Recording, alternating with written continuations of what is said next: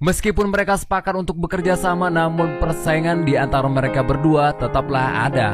Mereka berlomba untuk menemukan si pelaku lebih dulu, di mana jika salah satu dari mereka menemukan si pelaku lebih dulu, dialah yang berhak atas nasib dari si pelaku tersebut. Detektif Jung pun kemudian menjalankan tugas-tugasnya dengan menyebarkan sketsa wajah pelaku pembunuhan itu. Sedangkan Dongsu memberikan bantuan dana dan juga menginstruksikan beberapa anak buahnya untuk membantu penyelidikan Detektif Jung.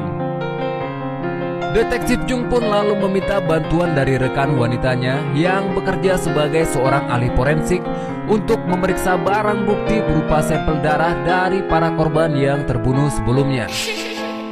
Sementara itu, Dongsu menjalankan rencana busuknya dengan memanfaatkan pisau si pembunuh yang ditemukan oleh anak buahnya untuk membunuh rivalnya sendiri, yaitu Sangdu.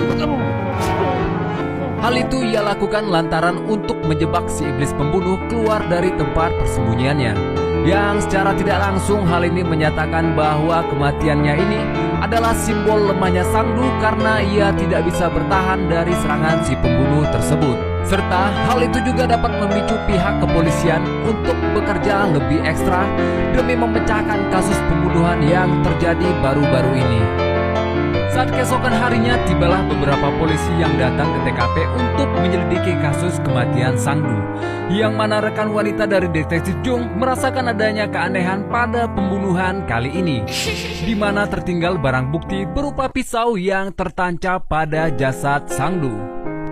Namun setelah diperiksa dan dilakukan tes secara forensik, hasilnya cukup membuat rekan dari Detektif Jung ini terkejut bahwa ternyata pisau tersebut terdapat berbagai macam DNA para korban yang sebelumnya mati ditikam oleh si iblis.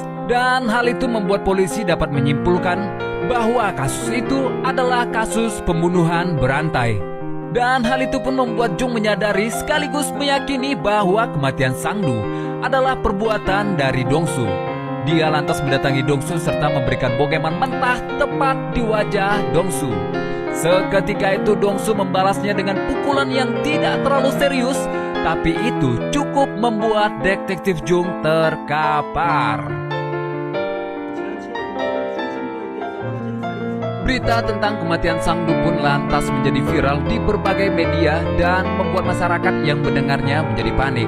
Hal ini pun membuat polisi dituntut untuk menyelesaikan kasus pembunuhan berantai ini dengan cepat agar masyarakat dapat kembali beraktivitas tanpa rasa takut.